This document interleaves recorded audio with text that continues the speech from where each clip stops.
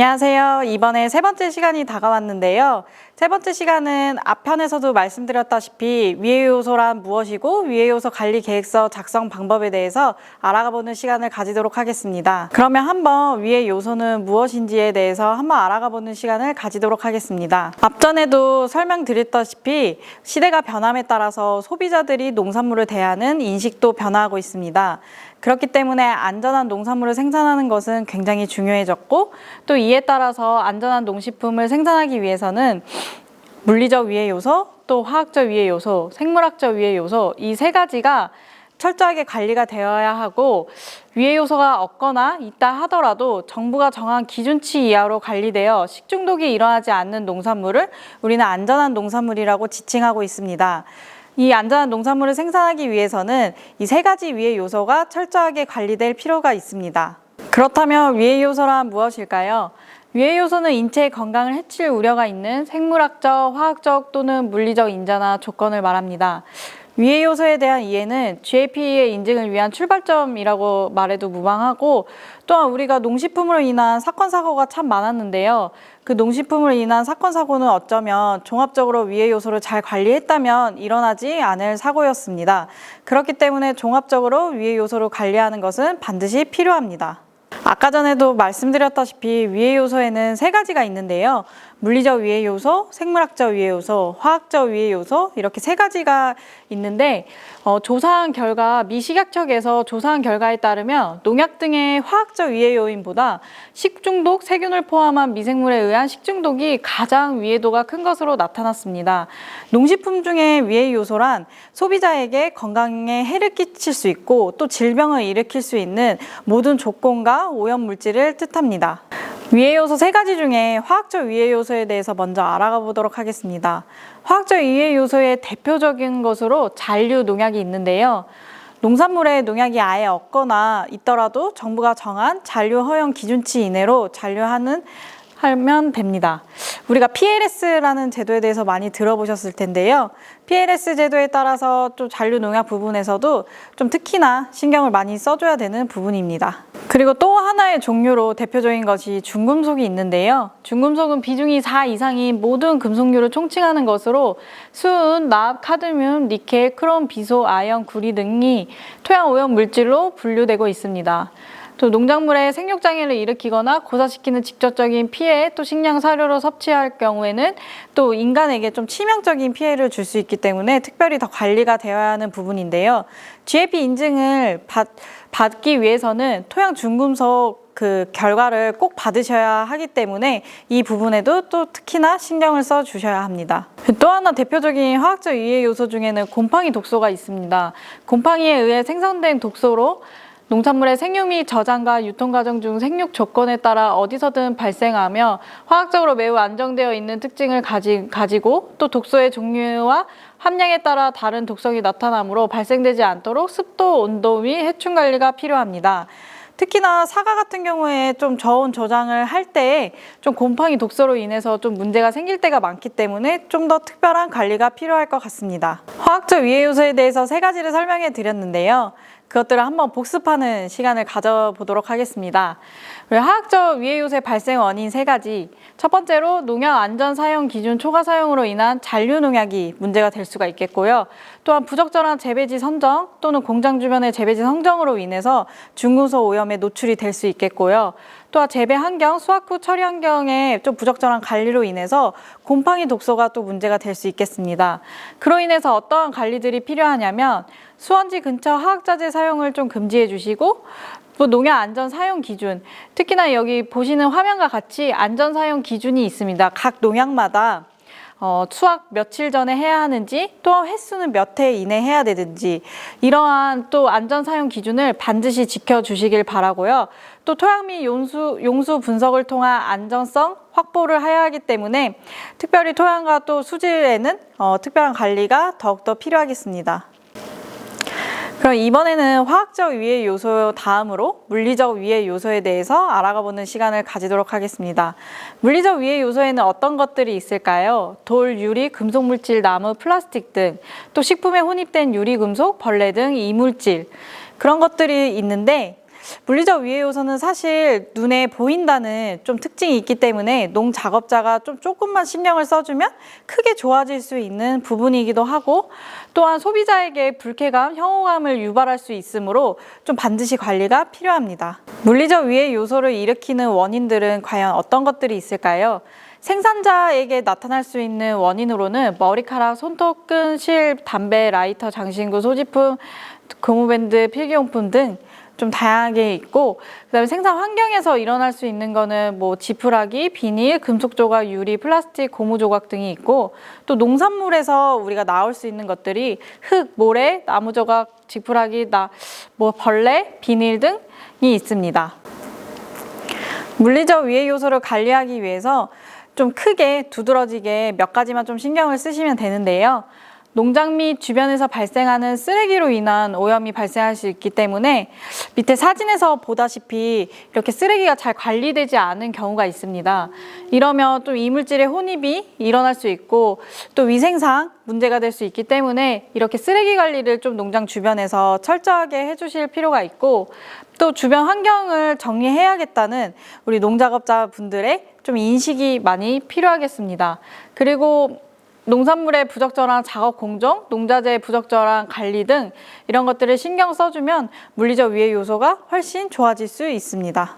물리적 위해 요소는 앞서 말씀드렸다시피 좀 생물학적이나 화학적 위해 요소와 좀 다르게 농업인들의 관심과 노력에 따라서 관리가 충분히 가능할 수 있기 때문에 농장의 주변 환경을 깨끗하게 정리하고 또 이물의 혼입을 특별히 방지할 수 있도록 신경을 써주시면 되는데요.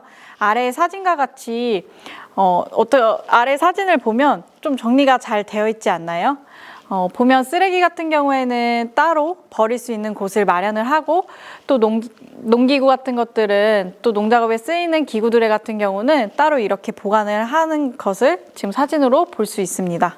물리적 위해 요소에 저감화할 수 있는 방법에 또 농산물의 수확 또는 수확 후 처리에 대해서 우리가 특별히 더 신경을 써줘야 되는데요.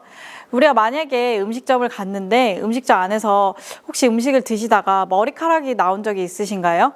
그러면 먹던 음식도 뭔가 갑자기 입맛이 떨어지거나 좀 불쾌감을 느낄 수 있기 때문에 우리가 특별히 농산물 같은 경우에도 식품이기 때문에 발생할 수 있는 물리적 위해 요소는 농산물의 품질과 가격 결정에 중요한 영향을 미치기 때문에 좀 특별히 더 신경을 써주셔야 하는데요. 작업 중 항상 이 아래와 같이 물리적 위해 요소 저감을 위한 노력을 농작업자분들은 기울일 필요가 있습니다. 농산물의 보관 장소는 다른 장소와 구분 관리하여야 하고, 또 청소는 항상 주기적으로 해주셔야 되고, 또 벌레가 침입하지 못하도록 해야 되고, 또 먼지나 이런 것들을 좀 신경을 써주셔야 되고, 또 온도, 습도 조절할 수 있는 장치를 설치해서 알맞게 보관을 해야 되고, 또 농산물이 직접 바닥에 닿아서 좀 상처나 흙이나 모래가 이렇게 혼입이 되지 않도록 신경을 써주셔야 합니다. 이런 모든 것들을 다 철저하게 관리하기란 사실 힘들 텐데 그냥 눈에 보이는 그냥 조그만의 신경만 써줘도 확 좋아질 수 있는 부분이기 때문에 몇 가지는 신경을 좀 써주시면 좋을 것 같습니다. 화학적 위해 요소, 물리적 위해 요소에 이어서 이제 마지막으로 생물학적 위해 요소에 대해서 설명드리도록 하겠습니다. 생물학적 위해 요소는 병원성 대장균, 살모넬라, 그다음에 라스테리아, 그다음에 비브리오, 확생 포도상 구균 등 일반적으로 인체 식중독 등의 원인을 일으키는 모든 위해 요소를 뜻하는데요. 농산물의 생산, 유통 과정, 농장 환경, 농작업자, 위생, 작업도구 등 어디서든 발생이 가능하고 사실 눈에 쉽게 보이지 않기 때문에 좀 관리하기가 어려울 수도 있으나 식중독이랑 직접적으로 원인을 일으키기 때문에 좀 특별한 관리가 필요합니다. 생물학적 위해 요소의 발생 원인으로는 열린 공간에서 재배하는 환경, 또 수확 과정 및 수확 후 저장 과정에서 아플라톡신, 그다음에 오크라톡신 및 피툴린 등 오염될 가능성이 있고, 또 가축의 분변, 곤충 등에 의한 오염이나 부적절한 농업 용수 사용, 또 부적절한 수확 용기 사용, 원료 오염, 또 수확 후 선별 작업 중 작업에 의한 오염 등 좀 다양한 원인이 있습니다. 그렇다면 발생할 수 있는 다양한 원인을 해결할 수 있는 또 예방할 수 있는 농작업자의 노력들은 또 어떤 것들이 있는지 한번 살펴보도록 하겠습니다. 재배지 선정할 시 상습 침수 지역을 좀 배제하시고 또 수확 용기는 세척 후 사용하시고 또 농작업자분들께서 감기, 몸살, 설사, 구토 등의 증상이 있는 경우는 좀 그날만큼은 수확 작업에서 좀 제외를 해주시고 또 선별 및 포장 작업 시 위생 장갑 착용은 좀 필수로 해주시고 또 작업 후 작업대와 작업장의 세척, 또 소독, 습관을 하를 해주시면 됩니다.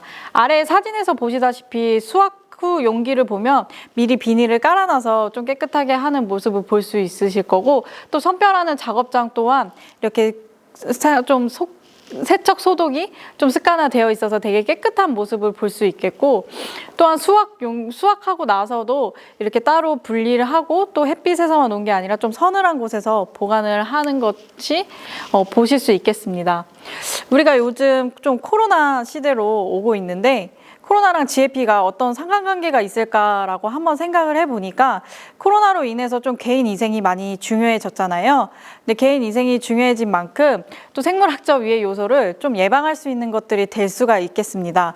뭐 개인적으로 손을 씻는다든지 우리 또 요즘 마스크를 쓰고 있잖아요. 마스크를 쓰고 있다든지 그 다음에 막 이렇게 손 소독제 같은 것도 이렇게 바르고 이렇게 자주 이렇게 좀 소독하다시피 그런 행동들이 사실은 생물학적 위해 요소를 좀 예방할 수 있는 좀 좋은 것들입니다. 특히나 우리가 작업을 할 때 좀 손으로 작업을 하는 경우가 많고 또 손은 농산물과 좀 직접적으로 많이 이렇게 연관이 있기 때문에 손 씻기가 특히나 더 중요하겠습니다.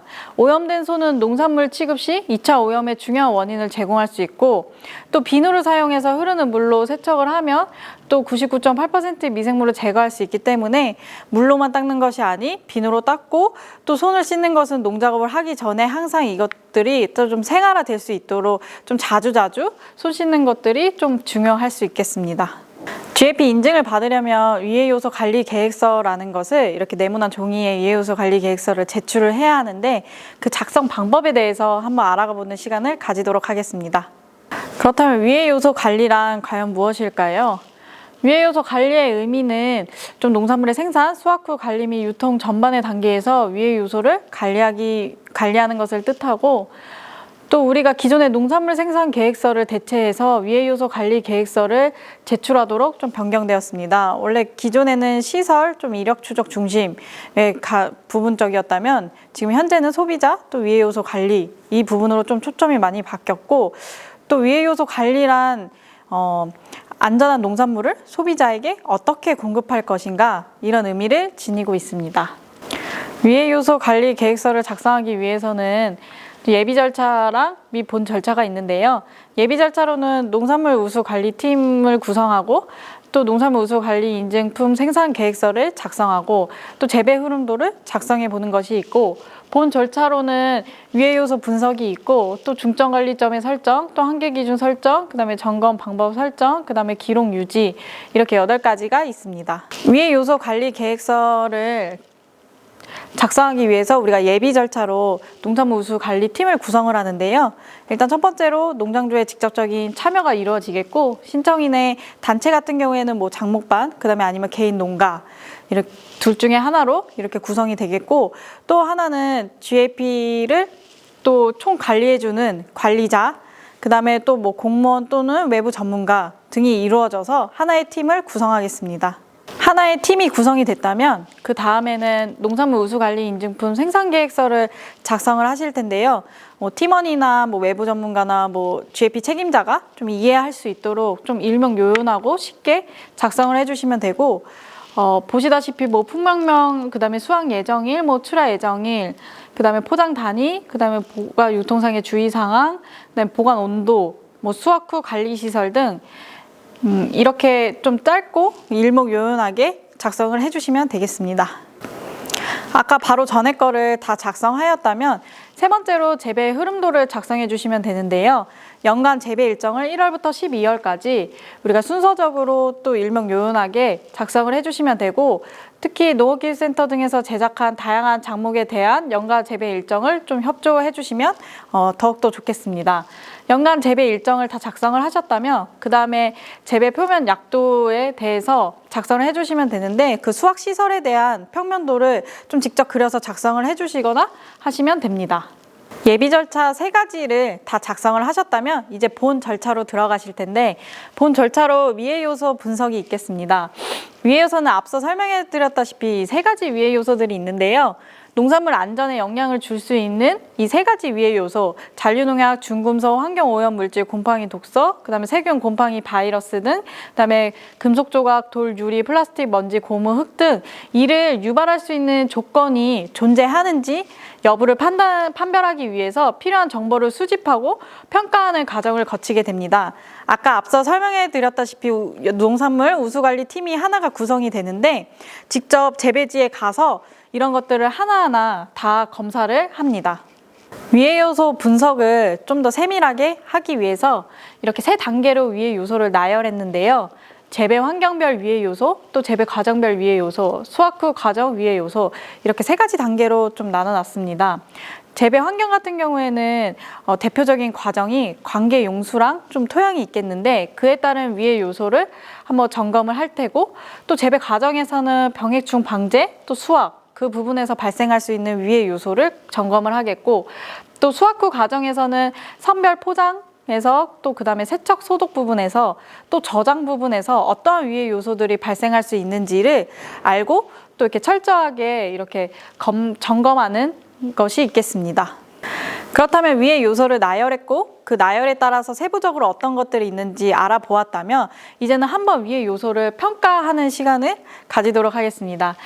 위해 요소는 어떻게 평가를 하냐면 평가 점수가 있는데요. 1, 2, 3점으로 평가를 하고, 점수가 높으면 말 그대로 발생 빈도가 높다는 것으로 아시면 되고, 점수 계산하는 방법은 좀 심각성 곱하기 발생 가능성으로 1에서 2점이 나오면 위에 없음으로 판단이 되지만 3에서 9점으로 하면 위에 있음으로 판단이 됩니다. 우리가 보면 높음, 보통, 낮음, 점수에 따른 위해의 종류가 어떤 것들이 있는지 한번 봐보시겠는데요. 가장 높은 점수로서는 뭐가 있냐면 물리적 위해 요소 중에 유리조각, 금속성 이물이 있겠습니다. 이것들은 또 소비자에게 직접적으로 큰 해를 입힐 수 있기 때문에 가장 약간 높은 점수를 받을 수가 있고, 또 보통으로는 식중독 세균, 노로바이러스, 그다음에 잔류 농약, 중금속, 곰팡이 독소, 또 경질 이물들이 있겠고, 가장 낮은 걸로는 또 연질 이물인 머리카락, 먼지, 비닐 등은 가장 낮은 점수에 해당이 되겠습니다. 위해 요소 관리를 작성한 한 예시를 지금 보실 텐데요. 작목은 4가이고 우리가 위해 요소 나열도 한번 해봤고, 또 평가 점수가 어떻게 매겨진지에 대해서도 알아보았는데, 그 일을 통해서 위해성 평가 결과가 나오게 되어 있습니다. 보면 위해성 평가 결과에는 3가지가 있는데요. 위에 있음, 위에 없음, 해당 없음, 이 3가지가 있고, 하나의 예시를 좀 살펴보자면 사과 같은 경우에 그 수확 후 과정에서 저장해 보면 이렇게 곰팡이 독소가 항목에 있는데, 보면 심각성이 2점이고 발생 가능성이 2점이기 때문에 둘이 곱하면 총 4점을 맞았고, 1에서 2점은 위해가 없음이지만 3에서 9점은 위해 있음으로 판단이 되기 때문에 4점으로 위해 있음으로 판단이 되었고, 또 예방 조치할 수 있는 방법으로 저장 시 적절한 온도 관리, 또 정기적 온도 관리 점검을 적어주시면 되고, 이런 것들을 다 재배 과정, 그 다음에 재배 환경, 그 다음에 수확 및 그 과정에서 하나의 나열된 것들을 다 하나하나 평가하는 것을 통해서 이런 것들을 좀 작성하겠습니다. 앞서 위해성 평가에는 3가지가 있다고 말씀을 드렸는데요. 위해성 있음, 그 다음 위해성 없음, 해당 없음, 이렇게 3가지가 있는데, 위해성 있음에서 우리 중요 관리점을 좀 이렇게 설정하게끔 되어 있는데, 중요 관리점인 CCP 결정이란 농산물 안전관리 인증 기준을 적용하여 농산물의 위해 요소를 예방 제거하거나 허용 수준 이하로 감소시켜 당의 농산물의 안정성을 확보할 수 있는 중요한 단계 또는 과정을 말합니다. 그러니까 쉽게 설명하자면 좀 이렇게 특별 관리를 한다고 보시면 될 텐데요. 위에 중요 관리점 결정이 어떻게 이루어지냐면 관리를 하지 않으면 소비자에게 심각한 위해를 초래하는가에서 예라는 질문이 나오면 질문 두 번째로 넘어가서 확인된 위의 요소를 적정 관리할 이유에 과정이 있는가? 아니요 라고 해당이 되면 중요 관리점으로 결정이 됩니다. 그럼 만약에 질문 첫 번째에서 아니요로 간다면 일반 관리로 해당되고 질문 두 번째에서 예로 만약에 해당이 된다면 중요 관리점이 아닌 일반 관리로 분류가 됩니다. 중요 관리점 결정에 대한 예시에 대해서 한 가지 말씀을 드리자면 우리 여기 앞에서 보셨다시피 위에 있음에서 해당되는 것 중에 잔류 농약이랑 또 곰팡이 독소를 잘 보시면 될 텐데요. 위에 있음으로 평가 결과가 나왔고 그 다음에 보면 잔류 농약 같은 경우에는 질문에 두 번의 질문의 과정을 거쳐서 예라는 질문이 나왔기 때문에 중요 관리점 1화 이렇게 나오고 그 다음에 곰팡이 독소 같은 경우도 질문에 해당해 예로 해당이기 때문에 중요 관리점 이하로 해서 중요 관리점이 결정이 된 것을 볼 수 있겠습니다. 아까 앞전에는 중요 관리점에 대해서 말씀을 드렸는데요. 이번에는 한계 기준 설정할 수 있는 방법에 대해서 알려드리겠습니다. 중요 관리점 한계 기준 설정이란 중요 관리점에서의 위의 요소 관리가 허용 범위 이내로 충분히 이루어지고 있는지 여부를 판단할 수 있는 기준이나 기준치를 말하는데요. 위의 요소의 사멸, 제거, 허용 범위까지 감소되는 것을 보장하는 과학적 근거에 해당이 되고 또 현장에서 즉각적으로 판단 가능한 시간, 온도, 압력, pH, 냄새, 색도 등도 해당이 되며 또 농약 같은 경우에는 정부의 농약 사용 기준이 아예 정해져 있기 때문에 그 기준이 관리 기준이 될 수 있습니다. 한 가지 예시를 다시 설명드리도록 하겠습니다. 아까 중요관리점 1화, 2화로 해서 두 가지를 결정이 됐었는데 잔류 농약과 곰팡이 독소였습니다. 그 다음에 발생 원인을 작성해 주시고 그 다음에 한계 기준을 작성해 주시는데 말 그대로 위의 요소를 적절히 관리할 수 있는 일정한 기준치를 작성하는 거기 때문에 잔류 농약 같은 경우에는 그 농약의 사용 시기, 사용 횟수 이런 기준을 적어 주시고 또 곰팡이 독소 같은 경우에는 수확 후 저장하는 단계에서 화학적인 위해 요소가 일어나는 거기 때문에 저장고 온도 관리를 마이너스 1도에서 0.5도로 해서 한계 기준을 정해놔서 이렇게 관리를 해주시면 되겠습니다. 위해성을 평가를 했고 또 그 위에 있음에서 중요 관리점을 설정을 했고 또 중요 관리점에 따라서 한계 기준에 대해서 설정을 하셨다면 그 다음에 마지막 단계로는 점검 모니터링 단계가 있습니다.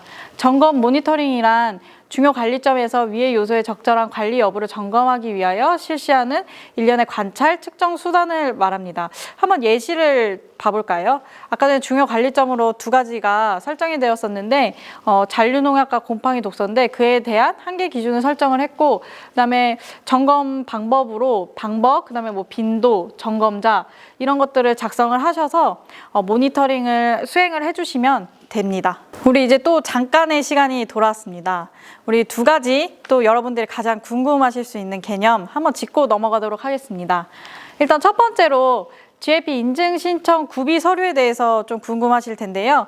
만약에 개인이 준비하게 된다면 첫 번째로는 신청서, 그 다음에 두 번째로는 위해 요소 관리 계획서, 그 다음에 세 번째로는 GAP 교육 이수증, 그 다음에 네 번째로는 영농일지, 다섯 번째는 자재 거래 구매 내역서, 그 다음에 여섯 번째는 경영체 등록증이 필요할 텐데요. 경영체 등록증이 없다면 토지대장으로 대체가 가능하고 자재거래 구매 내역서 같은 경우에는 본인이 사용한 농약, 비료 등 이런 구매 내역서들이 좀 증거로 있어야 하고 영농일지 같은 경우에는 수확을 하고 나서 그 다음 수확까지의 그 1년의 기록을 좀 잘 적어두신 것이 필요하겠습니다.